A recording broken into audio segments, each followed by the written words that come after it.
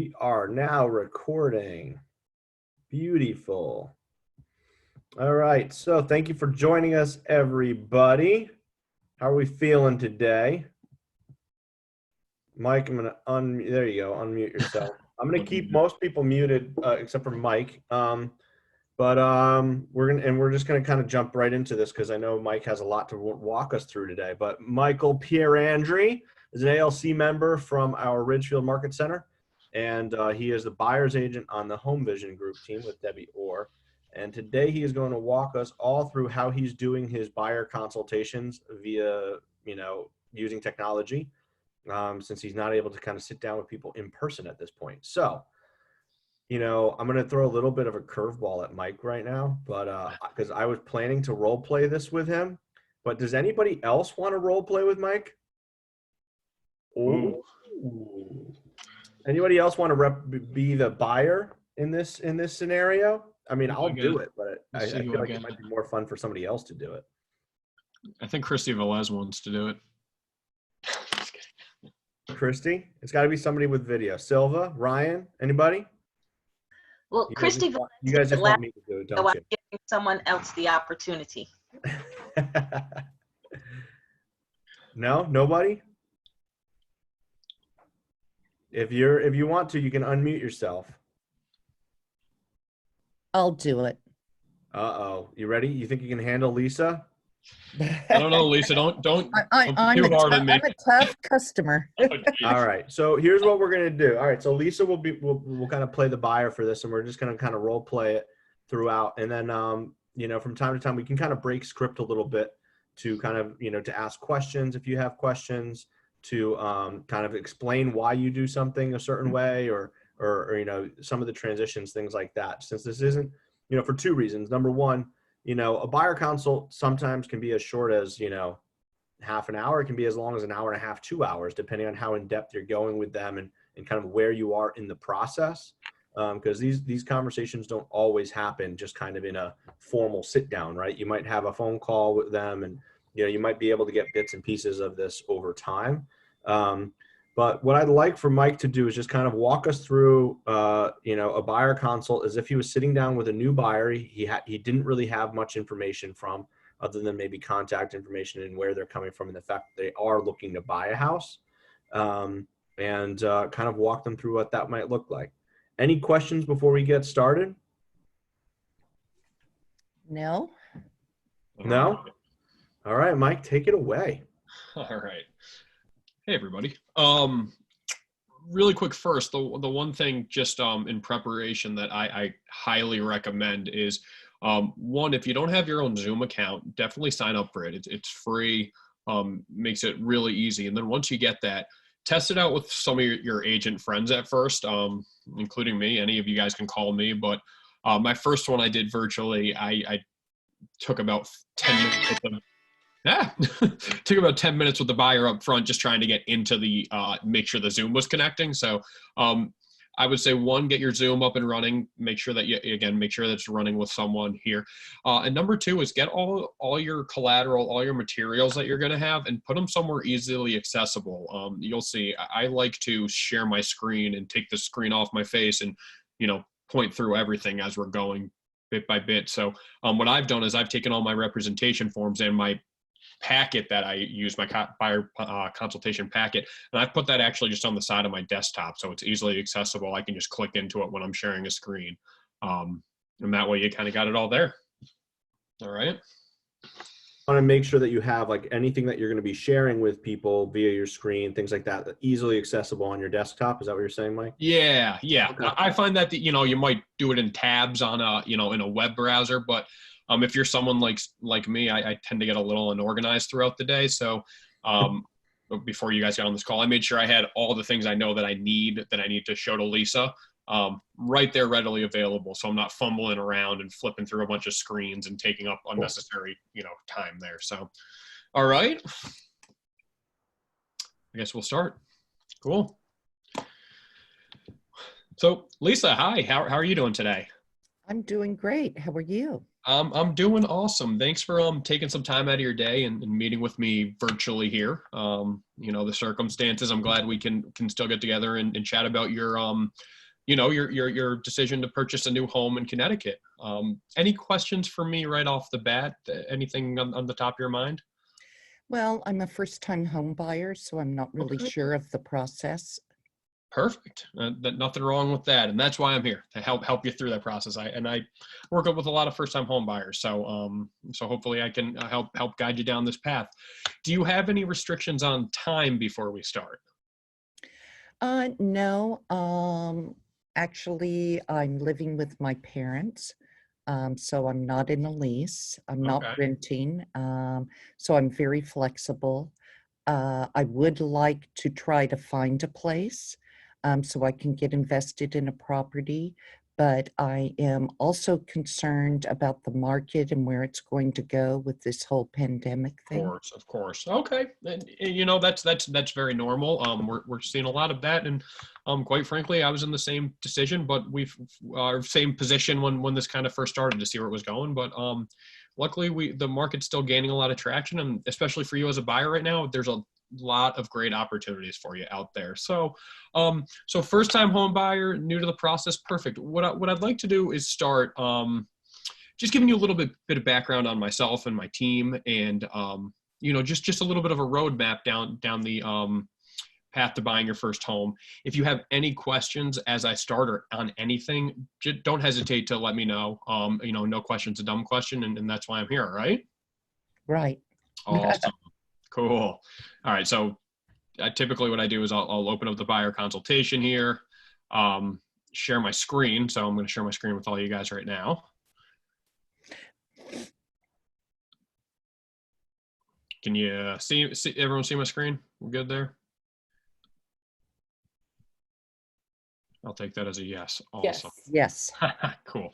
All right. Now I just need to run it. Where did it go? Where's just the start slideshow? And this is why you want to do this beforehand. It was there before. Yeah. If you go to slideshow right there, Mike. F5. Top. Yep. To the right. Slideshow. Slide from start. Boom. Awesome. All right. So, You were so smooth before. I know. That's all right. So for the sake of time, I'm not going to go through this whole thing with Lisa, but typically, so our team, we have a buyer consultation packet here that outlines, a little bit about our team, about buying a home. Really the meat of this that I want to spend time on is this section right here, which is the question analysis portion. And then a little bit on kind of the roadmap. So Lisa, tell me a little bit. You came in. I think you had inquired about a property in Danbury.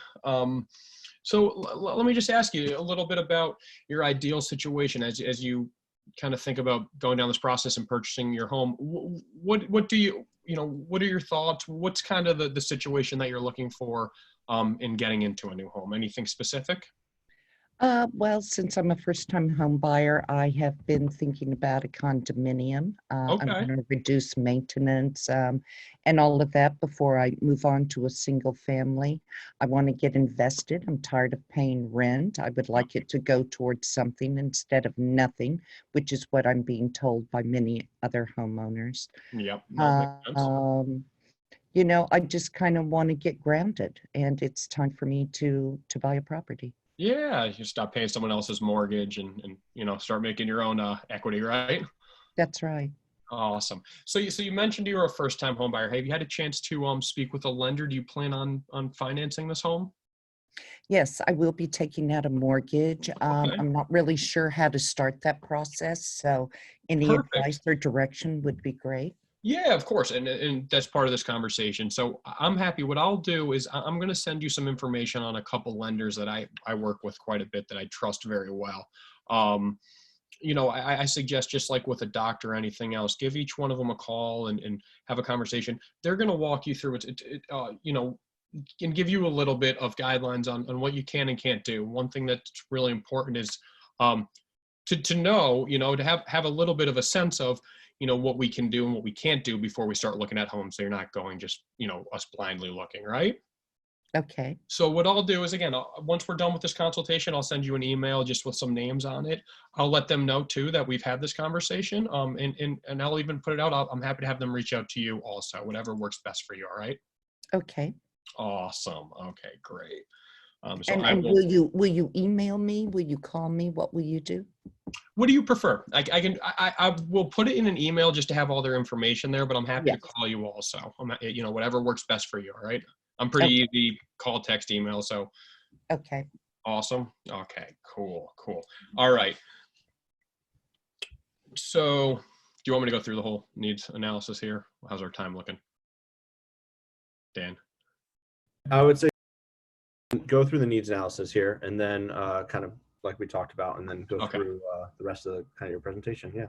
Okay, cool. So, all right. So Lisa, you mentioned a condo. That's great. And again, you came to me through one of our listings in Danbury.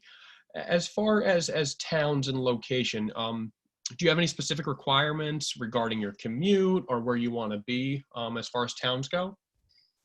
Well, I'd like the Ridgefield area. Okay. I like the Newtown area. I like the Bethel area, kind of north and south of Danbury, or maybe around the Candlewood Lake area. I don't know if they have condos out there. I haven't really looked. Yeah, so there's going to be a lot of condo options in all those towns. Now, where, if you don't mind me asking, where will you be commuting to, or where do you work out of? I am commuting to Greenwich right now. Okay. So Greenwich.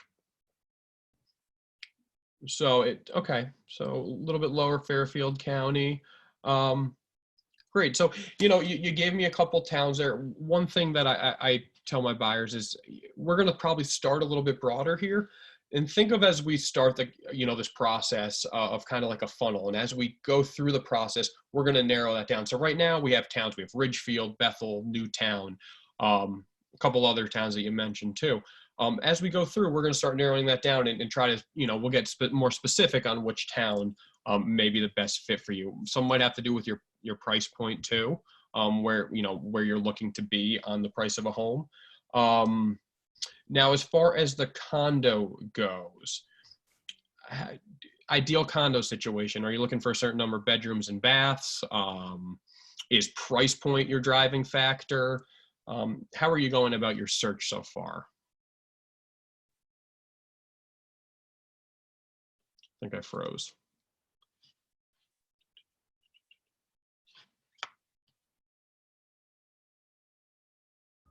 Lisa, you there? Yeah, I'm frozen. Is everyone frozen? I can hear you. I can hear you. I think it might just be Lisa. I can hear you. Oh, and there goes Lisa. Okay. All right, Dan. So tell me a little bit about your condo search. Yeah, I definitely would want to have like at least 2 bedrooms. Okay.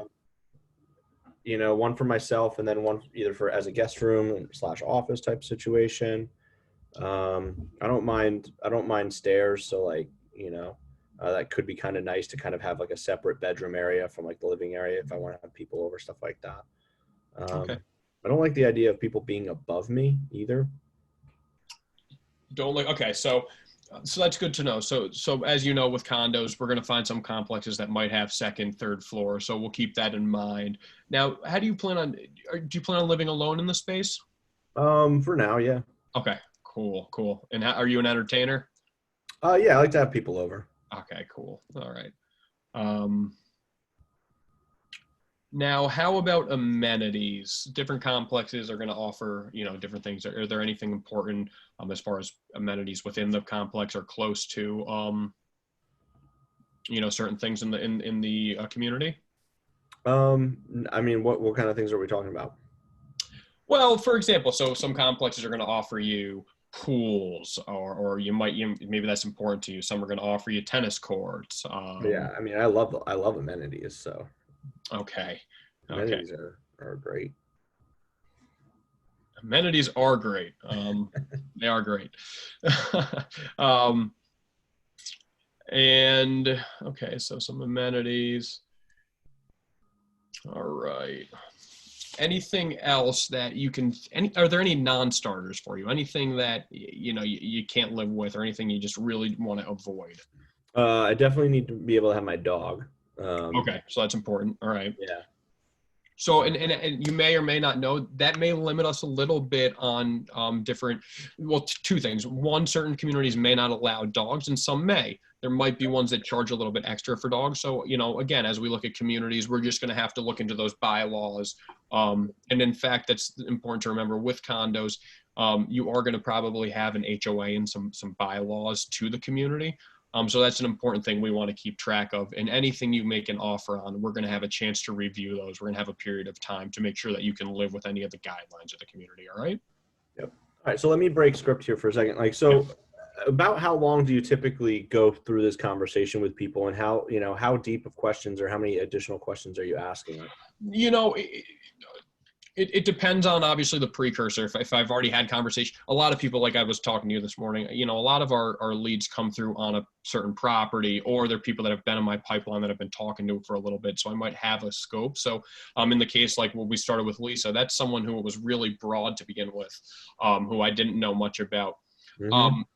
I try to get as specific as possible. Now, one thing, and I kind of mentioned it to Lisa, and it helps me also, is you want to be specific, but I don't think it's bad in the beginning too. If you're a little more general, again, I always use the term like it's a maiden voyage, right? I don't want to waste your time. I want to ask you as many questions up front as possible. I'd rather ask you 100 questions today so we can narrow it down instead of show you 100 properties that you were never going to be interested in to begin with, right? Yeah, that's a great script right there. Yeah, but on that same sense too is I think especially especially with first-time home buyers, but everyone in general. I think a lot of people, getting into homes and seeing properties is going to allow them to really focus down more on those must-haves. So I don't mind keeping it a little broad to begin with, and then continuously keeping this in your, keep this buyer questionnaire right with you as you go and view properties, and keep going back to that. After 1 or 2 times out, you should really be able to narrow down and really pinpoint in on where they want to be, what are going to be, again, these 5 must-haves. Sometimes, as you hear a lot, I'll even narrow it down to 3 must-haves. And sometimes buyers have a tough time even coming up with them. I asked Lisa if they're priced, or, I know a lot of first-time home buyers I work with, their biggest must-have is price, and they're just trying to fit something into that price. So, again, it depends. I try not to. This is the most exciting portion for them, to talk about themselves instead of talking about the paperwork. But, so you just kind of have to feel it out too. But this is probably also the easiest part of the conversation to have electronically, right? Correct. Because you're just having a conversation, right? Yep. And this is where video can be really good. I mean, you could do this over the phone, but having video is really valuable for this, because you're able to kind of see their reactions. You're able to kind of read their body language a little bit, not as well as you'd be able to if you're face to face, but at least having the video gives you a slightly better read on people, right? Yeah. The other nice thing too, and I don't know if we'll have time to get into this now, but again, having the ability to share screens and everything, you can literally, especially if they came to you through a certain property or something, you can pull up that property and use that as a basis for the needs analysis. Hey, you reached out to me regarding this property. I see it's a 3-bedroom, 2-bath home. It's 50, and use that kind of as your guide too, to help you answer some of these other questions and narrow down a little more. So what would that? Well, here, why don't you kind of continue through your conversation with Lisa here now? Michael, can I ask you a quick question? Of course. How do you deal with a first-time home buyer and they give you a list of absolutely everything they want, and then their budget is minute? How do you break the news to them that they are delusional? Well, I think the first thing is, and I understand what you're saying, but I think the first thing is to understand a little more of exactly what it is they want, and because again, they might tell you they want, they might want a big home or something, but then you start asking questions. Okay, are you willing to do a little work? Because and you know, there's going to be no perfect, you know, there's no such thing as a perfect home. There's always going to be things that we're going to have to maybe compromise a little bit on, but hey, you say you want this, how can we get the closes? Are you willing to do some work and renovate? You know, you mentioned this town and this town. You know, in Ridgefield, for example, at this price point, you might be more in this realm opposed to, you mentioned Danbury also. In Danbury, you might be able to find something a little more upgraded. So I think it's just continuing the conversation and having them try to narrow themselves down to that point. I think you address that, Lisa, through asking more questions. Yes, exactly. Everybody starts, especially first-time home buyers, because they don't have experience of owning homes. They don't have experience of what it's actually like to kind of own their own home. You have to kind of start with, you know, what they're, not just what they're looking for in a home from a feature standpoint, but what their life kind of looks like. Yeah. What, you know, like, as well, you know, like, well, why, and then the motivations behind why they want those things as well. I think it's a great question though, because it does tend to happen, right? Especially with first-time home buyers, because they don't have any of that experience. They tend to not understand what things are worth in what towns are worth, right? They might say they want to be in Ridgefield, for instance, just because that's what they've heard of. But when you actually start talking to them about what they're looking for and what they need, like, you might find that, yeah, maybe Danbury or Wilton would be a better fit, or Reading would be a better fit for whatever the reasons are. And they just don't realize that because they just heard Ridgefield. They heard somebody talk about Ridgefield, or they grew up in the area, or they grew up in Ridgefield, but they might not necessarily understand, you know. I also think too, and again, this is a combination of continuing to ask the questions, and at some point, again, instead of getting ready to get ready, you got to get out and see some properties. I find a lot of times, you know, Lisa, to that example, that on paper, when you hear a first-time home buyer say a bunch of stuff, you have that notion in your head that, oh, they want all this stuff, and then you get into properties and you realize that, you know, their thoughts about what an upgraded kitchen might be or what work might be different than, you know, our preconceived notion, because we've worked with buyers that have more money or whatever it is. So I think, again, it's continuing to ask the questions, and pointed questions too. You know, the first couple of houses, you know, you mentioned that you wanted an upgraded kitchen. You know, how would you consider this kitchen? How do, you know, is this satisfactory? Blah blah. Because I think a lot of times we tell ourselves they want more than they might not know, because we do this every day and we see, you know, a whole different slew of buyers and everything like that. And to them, they, you know, they're just going off of what they think is an upgraded or this or that or whatever. So an updated kitchen might mean that it's not like those white cabinets with the wood trim on it. It's just like wood cabinets that have doors that aren't falling off, right? And it has some sort of, you know, stone, or whereas we might think, oh, that's a 90s kitchen, like that is so out of date, but for them it's fine. Exactly. Right? Exactly. So, all right. Yeah. I think you just kind of ask additional questions. So, all right, why don't we continue through the process here, Mike? Okay. So we've gone through kind of like the needs analysis and some of the must-haves, and we've narrowed down what people, you know, what I'm looking for, what Lisa's looking for. Yeah. So typically, you know, jumping back and forth a little bit, but again, as I mentioned, I can do it in a second, but what I would typically do then is just touch briefly on, I'd go to the next piece of my, you know, we're talking about towns again, depending how specific they are or how much they know the area. You might want to talk to Fairfield County or your area of expertise a little bit. You know, you hear Rick say all the time, I don't know Storrs, Connecticut, so I'm not going to represent people in Storrs. So talk a little bit to that. And then I usually don't go through this, but this is where I tell people. So the next section, Dan, of my presentation here is just going to give you a little bit of a roadmap to the home buying process, a little bit of what you can expect, and kind of how, although sometimes the process seems like it's a little freelance, there really is set steps we take, and I'm going to be driving the whole time. You're going to be sitting shotgun with me, and I'm going to be leading the way. So these next couple sections, you know, after we're done with our call, read through them, you know, see that, you know, feel this map out a little bit. And if you have any questions on anything along the way, let me know. And again, I'll be with you for every step that you see here. Okay.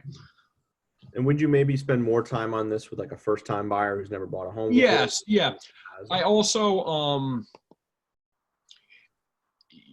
for the sake of like this, you don't want to overload them too much. So I might, in the first consultation, you know, talk this section out, you know, talk out the first meeting, the pre-approval to view the homes, you know, mention some of these other things, but probably in my first conversation, I'm not going to start talking to them about, all this stuff over here yet, Yeah. But again, it's a roadmap for them. We also have do's and don'ts here. This is especially good for first-time home buyers. Don't quit your job. Yeah, don't quit your job. Yeah, don't buy a car. And then again, some frequently asked questions too, and things like that. So that's kind of how we go through it. And, we have a moving checklist. We have all of our other stuff. So I usually go through that first. Like Dan had mentioned, and I kind of mentioned, let me see where it is. Sometimes, especially right now when you're on Zoom, it's great to have, I'll put a plug in, ask people how they're looking for homes, give them your Kelly app. I typically have the MLS up, and especially if, again, it was a call in on a specific listing, I'll have that listing up right here so I can go right to that. Hey, you called me in on 123 Main Street, or we started talking, you had expressed interest in 123 Main Street. So, what is it about 123 Main Street that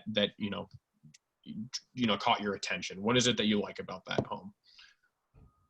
Blah, blah, blah, and I don't know, that way you can start narrowing it down too, and you might pull up a couple other options right then and there.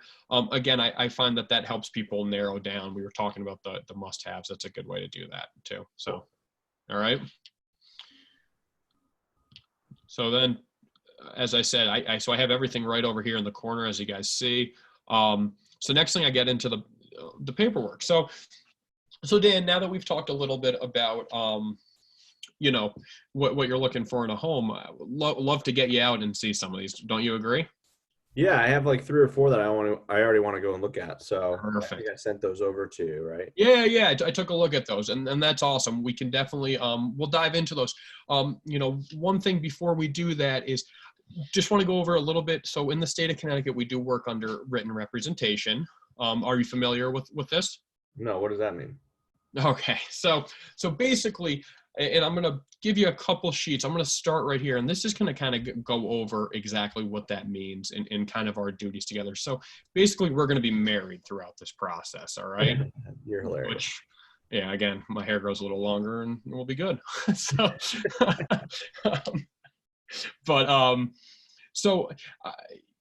In the state of Connecticut, just like a seller deserves representation or can have representation. And I use the example, you drive down the street, you see a post in someone's yard with a Keller Williams hanging sign on it and a realtor name. That person has signed an agreement to have that agent represent them. Dan, are you familiar with the term fiduciary? Yeah, of course I am. Yeah. You are? Wow, yeah. What does that mean? What does it mean? All right. So what a fiduciary is, so as we enter into an agreement, I become your fiduciary. So basically, I'm acting on your behalf. I'm putting your interest above all of my own interest or anyone else's interest to get you the best outcome, right? So Okay. It includes things as your fiduciary. I'm allowed to negotiate on your behalf. I'm your confidant. So any information that you give me regarding your finances or anything like that, I'm helping you make sure that we keep that information confidential and don't play our hand or anything like that, right? Okay. And then the third thing is I'm going to help you with the due diligence process. There's a lot that goes into buying a home, getting inspectors, getting an attorney, making sure that things are filed correctly at the town, that there's no hidden things. So what's happening here, so as you look at this is disclosure. Again, tells you the difference between a seller's agency, who's a fiduciary on behalf of the seller, and the buyer's agency, who would be me in this case, acting on your behalf, right? Okay. Make sense? Yep. Awesome. So then there is a little bit, I'm not going to spend a ton of time on this right now. You're going to see this a couple times, but dual and designated agency too. Just to give you the quick breakdown, dual and designated agency are forms of agency. If we decide that we're going to go out and see a home that is listed by one of my colleagues at Keller Williams, and you decide you're going to go ahead and make an offer on that home, there's going to be a little more paperwork and disclosures that disclose to you and allow you to understand that although we work under the same umbrella and the same brokerage of Keller Williams, that I'm still going to represent you as a buyer and my colleague will represent the seller. So we won't be mixing there. All right. Okay. Make sense? Cool. Sounds good. And then lessor and lessee, we don't have to worry about because you're not going to be renting. Nope. Cool. All right. All right. So I'm going to send you that after. So then I go to the exclusive right now. I typically would have as much of this filled in as I could before I pulled this up But again, it's nice on Zoom because you can literally go line by line with them or whatever, go through your process with them so they can see it in real time. So, Yeah. So Dan, this is the official, the representation paperwork. So this is that marriage certificate that's going to, Marriage. Why? marriage, it's a big commitment, right? But Nothing here, buddy. Nothing here. well, here you go. Sign your life away to me right now. So again, typically I'll go through this so Dan, this is the representation work that, marries us together. So this is an exclusive right between you, Daniel Raposo, and Keller Williams and me to represent you in the purchase of your new home, correct? Are good? Okay. Good? Yeah, all right. Now, you had mentioned a couple, Lisa/Jan had mentioned a couple towns. So I'm going to put in, we always go town by town. So you mentioned that you're looking in Ridgefield, Bethel, Newtown. Are there any other towns off the top of your head that you've looked at or been thinking of? Not really. Maybe Brookfield or Danbury, but I mean, okay. I haven't really been looking there. Awesome. So that's great. So what I usually do is I'm just going to write at the end that these 3 towns and other towns as agreed to. Okay. If we decide, if we go through and find a house in a town that's not on this list, we can always add it. Okay. Okay. Awesome. Now the term of the agreement. How long do you expect, or how long are you hoping it will take to find you your new home? Well, my parents are driving me a little crazy, so as soon as possible. But I'd like to get out of this situation as soon as I can. As soon as you can. Okay. Yeah. As soon as you can. So you want to be in something by the summertime? We're coming up on. So okay. All right. Cool. So what I'm going to do here is I'm going to start our term today. Okay. I'm going to put it for 3 months from now. So that's going to be, what's 3 months from now? July. I'm going to put it for July. Awesome. They're all running together with me, the days. Okay. So the term of this agreement is going to be for 3 months. At the end of the 3 months, hopefully we found you the house you want to be in, and hey, we can shake our hands and be on our ways.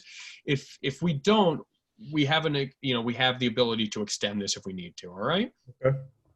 Awesome. This next section talks a little bit about my duties to you. So we already talked a little bit on the last page. Just want to do you walk people through this as you're going, doing this electronically? Do you walk them through it kind of section by section like this? Yeah, for the most part. Again, I know you do, I asked the question to point out that we should be, if you're doing this, whether you're doing this in person or electronically, I feel like it's even more important electronically to really walk people through these documents. And answer questions that they have on them and everything else, just because you have to realize, when people are doing electronic signatures, they're typically everybody's done it, right? You kind of skipped from one section to the next. Yep. Right. Wherever, you're only really skipped to where you need to do something when you're on the receiving side of these. So it's important to do this now. It might even be a good thing to record these, so you have a record of it, right? So that you have some proof that you're actually explaining these things to people. The other thing, Dan, just with experience, not only here, but just in general, is, when you sit down face to face with someone, typically their first time they're going to see this is when you sit down face to face. So you're right there. You can walk them through it. I find with electronic stuff, with emails, anything like that, if you send it to them, they're going to jump on it without you there, and they're most likely going to confuse themselves more than they need to. Or they're going to get some preconceived, they're going to read something and they're going to interpret it the wrong way. So you're better off walking them through it right then and there. That way, you have a record of what you've said to them and how it's, construed, instead of just leaving it up for their interpretation. Absolutely. You should never, I am under the belief that you should never send people paperwork electronically that is anything that they need to sign or agree to. You should never just send stuff to people. You should always walk them through it, whether it's in person or electronically. There was a lawsuit in a dual agency case where even though the buyer signed off on the dual agency, For some reason, he was dissatisfied with the transaction and sued the buyer agency Crazy. and the agency and said that it had not been explained properly, and the judge ruled in the buyer's case. Yeah. The buyer stated that just signing the disclosure is not good enough. Exactly. Of Right. course. It's our, we do have that responsibility to explain these things to them. So Yep.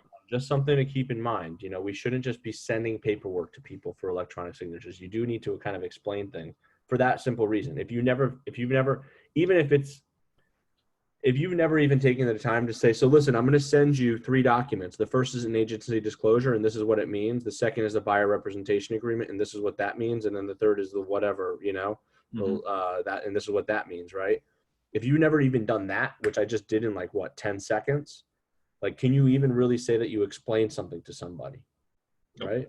And if anything, you know, Gary says that we don't sign agreements, we sign disagreements, because agreements are only there if we end up disagreeing about something, right? And if you do it, like, the only time that this is going to become a real issue is if there's a problem. Yeah. And if there is a problem, and it's going to be on you, the agent, us, the brokerage, you know, these are our documents. It's on us to make sure that the people signing them have an understanding of what they mean. It's not on them to understand them. Yeah. Right. And I just, you know, and I just gave you a whole section about how I'm your fiduciary and I'm working on your behalf and everything. So this only further solidifies that, and it shows that you know what you're doing, and you're not just, you know, you're not just throwing things at people and leaving it up to them to figure out. So it shows a level of professionalism too. So of course.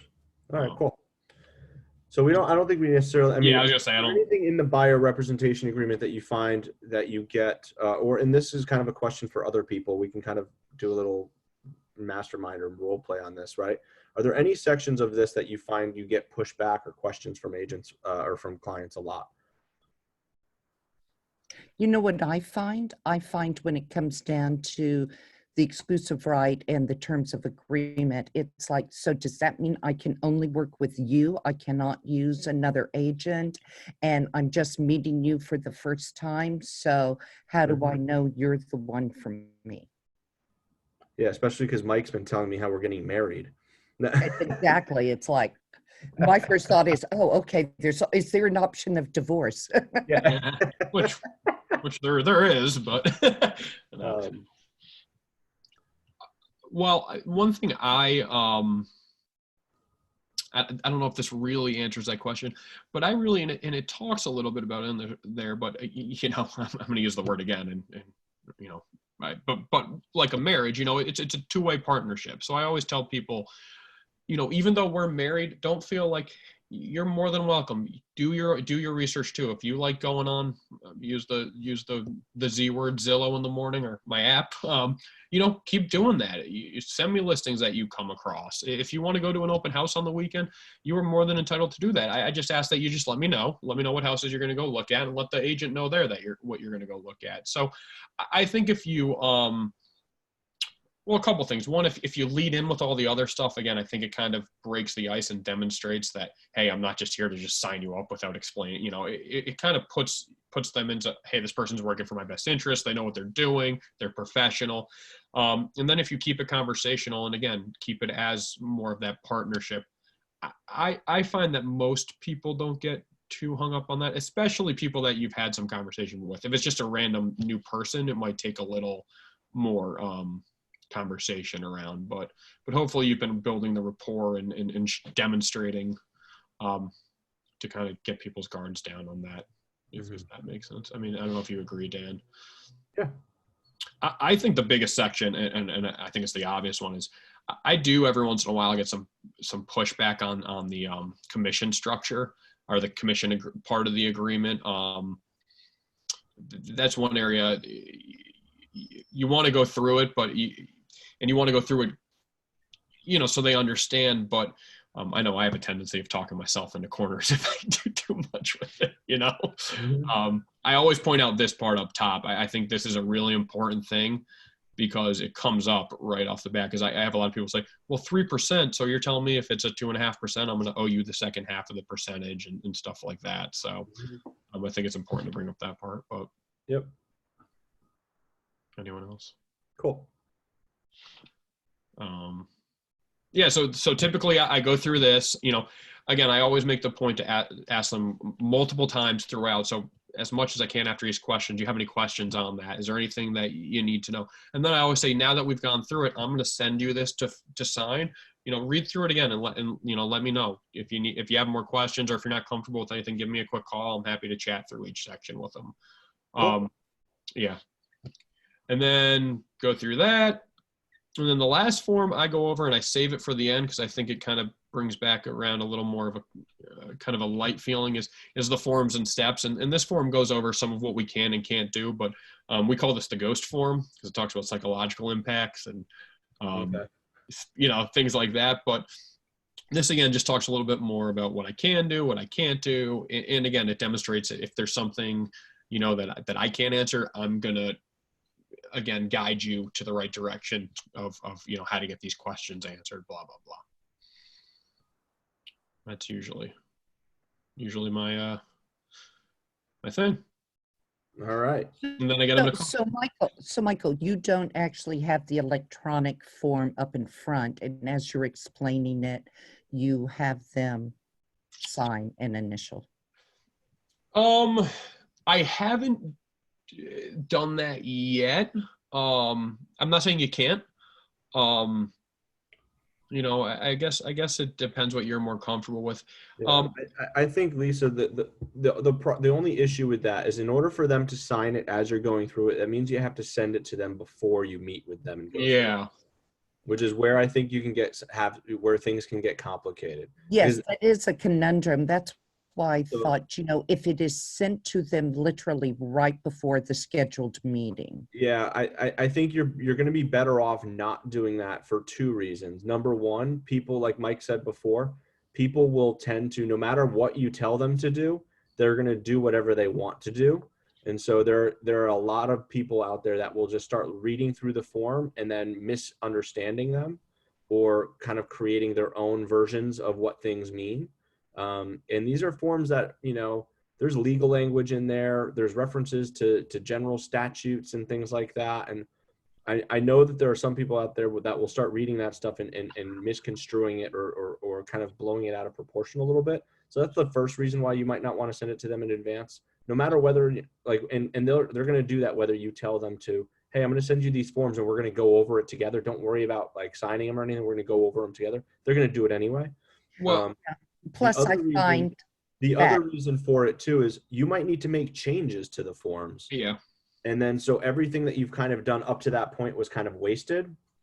And you also may have wasted their time as well. So it's like, if you go through them with them, and you can maybe, like Mike was doing, kind of fill it out as you're going through it with them, and then send it to them afterward. I was going to say, and Lisa, I know you had something, but just on that point really quick, now that I think of it, the last one I did, I filled it out while they were going. I sent it to them. We still had time left in the Zoom call. I sent it to them after I went through it all. So we were face to face. And that way, when I sent it to them, I could say, can you just let me know if you got it, first of all? So they were right there in real time. And then I said, do you guys have any more questions? They were really comfortable with everything. So they signed it right there. So I actually watched them live through the screen sign it. You okay, Dan? My chair just let loose on me. Yeah. So I guess you can do that too. And, if they feel comfortable, or if not, you send it to them and just say, take a quick look through it and follow up with them. Because I do find sending it ahead when it gets to that commission section, sometimes I get a little freaked out and think, oh my God, I have to pay something. Mm-hmm. Yep. And there's a lot of things in the commission section too that have to be in there that are, and we always, I always say, 99% of the homes that I show you are going to be listed through the MLS, maybe 100% of them. So pretty much from here on down isn't going to be relevant to us anyways. In the case that we might look at something that's for sale by owner or for closure or anything like that, I'm going to have a conversation with you before we even go view that home. So you're going to know exactly what we're getting into. So I think you can also, kind of weather that storm a little bit too with those questions. Sure. Yeah. But, yeah. All right, cool. So is there anything else that you kind of walk people through on these appointments that you think are really important for people to understand or know? I don't think it's a bad idea if you have a time to set someone up on your app, or even, if you're using the MLS, those search. Yeah, to set those up with people right then and there. Again, I think it just shows a level of you working on their behalf and stuff. Depending on the situation, you might go a little bit more into the financing, depending on where they are and how they're feeling. And you might even, again, the great thing about Zoom, if you really wanted to, you could call Karen or Mary or whoever and actually ask them, say, hey, I'm going to be on a Zoom call. Do you mind joining with the last 10 minutes and introducing yourself too? So, Yeah. you can do a lot in those senses too, and kind of tailor them to specific people. The other thing I would say, and we didn't mention up front, just like you learn in Ignite and everything, call the people up front and just confirm the appointment that you're going to be on, and ask them up front if they have anything, that they want to go over, I think also just kind of confirming their use of the technology. Yeah, exactly. Is important as well, through like a less, a less savvy piece of technology or whatever you want to call it, right? Like just call them up on the phone or send them a quick text and say, hey, just wanted to make sure that you had downloaded the Zoom app and, that you're all set to go for our appointment later. Because you'd be surprised how many people have said no to that. I mean, I'm still doing appointments with agents 2 months into this whole situation that still haven't been using Zoom. Yep. So, that there are like just regular if agents aren't using Zoom and like agents who are in production aren't using Zoom and don't know how to use it, that there's everyday people who aren't using it as well, right? That's download Zoom and get familiar with it. My first one I told them we were going to use Zoom, and they were someone that's never used Zoom, and they asked me if we could just do FaceTime. And you can tailor it to FaceTime or Google Hangouts or anything, but again, you want to come off professional and like you know what you're doing. So this was the platform I chose, and I'm comfortable using it. So I don't want to switch over to something else too, and then get caught in all the technical. Here's what I've done with that, because I've had the same request. Yeah. I use FaceTime to teach them how to download Zoom. Download the Zoom and then jump on the Zoom. Yeah, that's a good exactly. point. Yeah. Right. Because it like you said, it's a much more powerful system. You can actually do stuff through it, like showing them your screen and things like that, which you can't do with FaceTime. And it's just a better. I mean, it also helps them in like all of this too, right? You're just being more helpful. So have any of y'all come across somebody using their mobile device like an iPad? Because I have found I can't. The mobile devices don't allow you to share screen. So you can't share your screen from a mobile device, but you can still see somebody else's screen now, that being said, if they're on an iPhone, Mike sharing these documents with somebody who's on an iPhone might make it difficult for them to actually be able to read them and things like that. Where do you go? Because there is not a share screen icon on the mobile device. I've tried with several people. I know that's because you can't share your screen from a mobile device on Zoom. However, I've tried to get them to, and they can't find anything that they can click on so they can share. Yes, if anybody is on a mobile device using Zoom, those people can't share their screen. So the only way to share your screen via Zoom is I don't know if you can do it on an iPad or not, but I know you. No, yeah, I've tried, and so you need to be on a computer to actually share your screen. Okay. But the other people can see your screen no matter what device they're on. All right. Mm-hmm. So that is important to know. If you're planning on sharing your screen and stuff, you need to be doing this on a computer, not on an iPad or an iPhone. I guess we should have started there, huh? Yeah. Yeah. All right. Any other questions around the buyer consultation, or anything that you guys have seen or experienced that have been a challenge for you that you'd like to get some help on? No? That's it? The only other thing I would just add quick, and I didn't think of having this up there too, but it's also with our current environment, it's not a bad time to have a quick conversation around the the health questionnaire, and just setting people up to understand that, hey, things have shifted a little bit, with requesting appointments, just having that conversation that it's, I think before everything, it was a little easier and straightforward to schedule an appointment and you go and see a house. And there's, sometimes you need to get a pre-approval before you go. Sometimes you need to have this filled out. Some houses are very strict about, so just letting, having that, the more expectations you can set, I guess, up front is what I'm trying to say, especially with the current environment. It's better off to do that instead of, when they're chomping at the bit to go see a house and you're standing outside the house or whatever that is. So, Cool. Yeah. All right. Dan, the only the question that I have is, can Michael go over some more specific language as to what he actually says to those sticky sections of representation and the commissions? Sure. So, Mike, I'm just not comfortable paying you a commission, and I don't know about this. Yeah. So I'm glad you brought this up. The commission section tends to be something that stumps a lot of people, but let's walk through this together. All right. So here's the good news. Believe it or not. So again, I talked a little bit about seller representation before. With 99%, probably even higher of the homes we see, they're going to be homes that are listed through the multiple listing service through the MLS, correct? So what?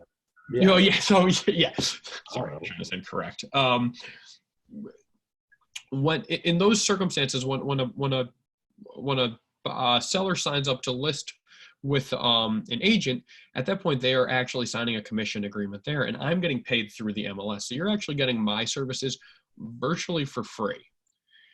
Any circumstance that this may be different, say a short sale, or say a foreclosure, or we see a for sale by owner, you and I are going to have a conversation before we even go look at that house.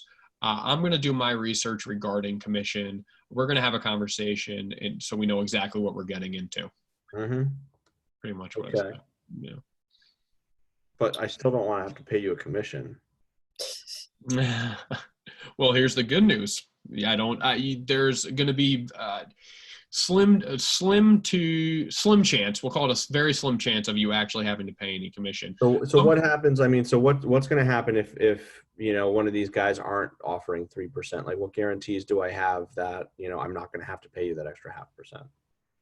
So a couple things. I'll first of all, you have my words. Sometimes breaking character a little bit. Sometimes what I'll do, and when they start really pushing on this, is I'll actually pull up an MLS listing of a realtor version of it that has the commission listed right there. And I'll say, so when you send me a listing, I can actually show you right here. This listing is already telling me that I'm getting paid 2.5% right here. So I already know going in. If they really press on it, I might say, do you tell people that, like, as you're looking at properties? Like, hey, this is a 2.5% listing. You're going to have to pay me that extra 0.5%, or no.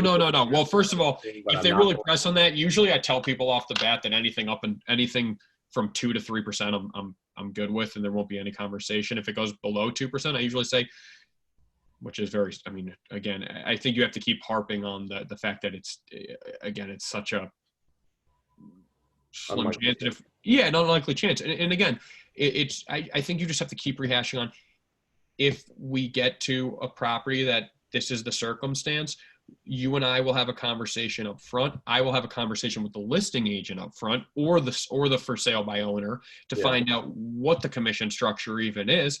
Especially with for sale by owners, a lot of times they're trying to save on just the seller half of the commission, right? Yeah. Or there's a way you can work it, So again, it's just keeping on people about, again, you won't go into anything blindly. We'll have a conversation about anything that, is offering little to no commission. We'll have a conversation and see how we can work it in, Cool.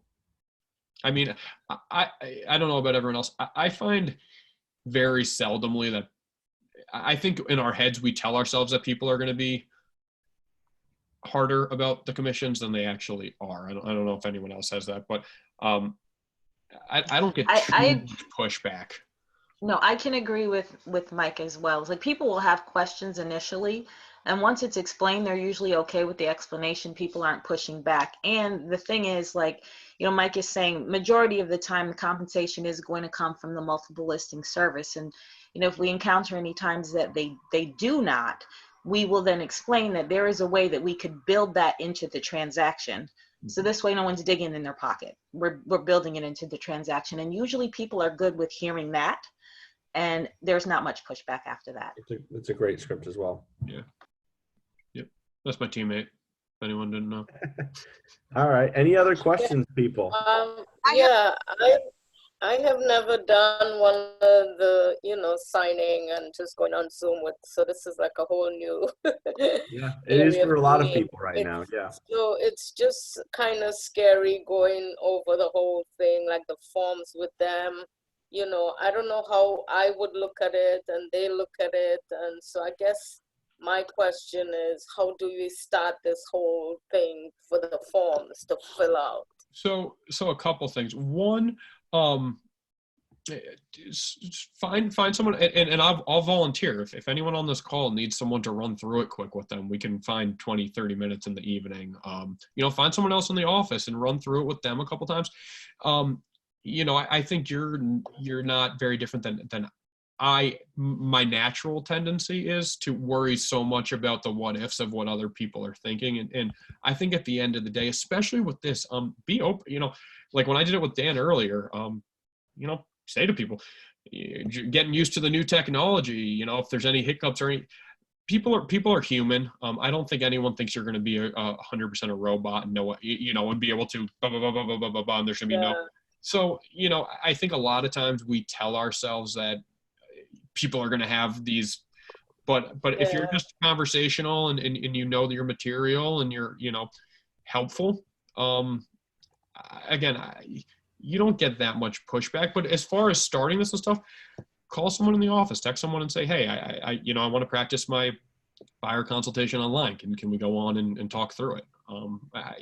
We're lucky that we have a majority of our colleagues are willing to help like that. So you think the 3 forms, the most important is the buyer representation, agency agreement, and the steps steps for the purchase, the steps. So those are basically 3 yeah, well, forms. so I would definitely say the agency disclosure I would always start with, because it leads right into the buyer, the exclusive right to represent.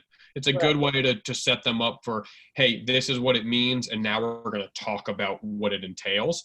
The forms and steps, I like it. I don't know if everyone in Keller Williams actually uses that same forms and steps. I like it because it's just a little bit extra collateral to go a little bit deeper in, but also, again, I think you've gone through kind of the serious paperwork, and then it brings it back to the light. Okay, now let's talk about showing you homes and properties. So it kind of ties it back to getting them excited again to go see things. So those are the 3 that I I make sure I always do. And then again, certain buyers, you might have something else that you throw in, or, it just depends. Right.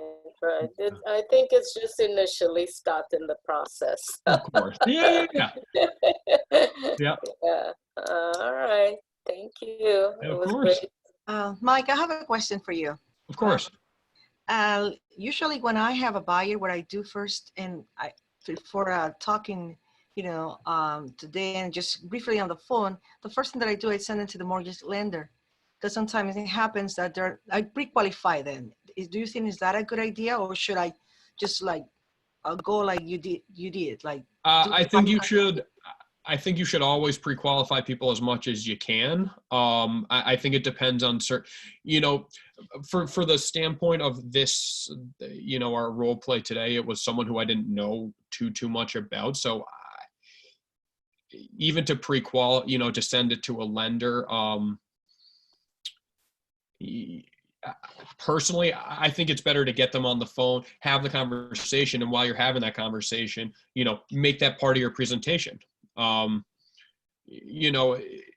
my opinion, if you take 45 minutes or an hour out of your day and go through that and someone can't qualify, you didn't waste that much time because you're still helping someone out, and it's someone that can be a future client. So, you know, you should always pre-qualify people as much as possible, especially if you know a lot about them first. If it's someone that's been in your pipeline for a while or someone you've talked to, yeah, have that conversation up front with them. You know, send their stuff to lenders or, you know, have that conversation. But if it's someone new, make it part of your presentation. And again, worst comes to worst, you've now helped someone put themselves in a position to purchase a home in the future if it's not right now. That's kind of my take on Good. it. Thank you. Yep. Okay. All right. Well, thank you, Michael, very much for sharing with us today and walking us all through this. If anybody has any questions, feel free to reach out to any of your ALC members. But I think the key to all of this is really practice, right? It's getting used to using the technology. It's getting used to having saying the words. And I think that's where, where practice really just kind of comes into play. So, I'm a big believer in script practicing with people because scripts only sound like scripts when you don't practice them, right? So, reach out. There's people in this market center who are doing this every day with each other. If you have any questions, if you're looking for some help there, reach out to your team leaders, your directors of agent services, your staff members, or other agents in the office, your ALC members, and just ask for help. All right. Speaking of which, there is an agent in our office who is looking for an experienced agent on the sell side in order to practice with. She has a listing coming up, and she'd like to kind of run through her, get some help on her listing appointment. If anybody's interested in helping her out, just raise your hand or let me know, and I can connect the two of you. Yeah, otherwise, thank you all very much for joining. Yeah, I put my number in the chat box too. So if anyone has any more questions, don't hesitate to reach out. Or just ask them stupid questions. Send That them too. memes. If you want to do a happy hour, I'm always down for that. Also, whatever works. Awesome. All right, thank you, everybody. Thank you, Mike. All right, guys. Talk to you later. Have a good one.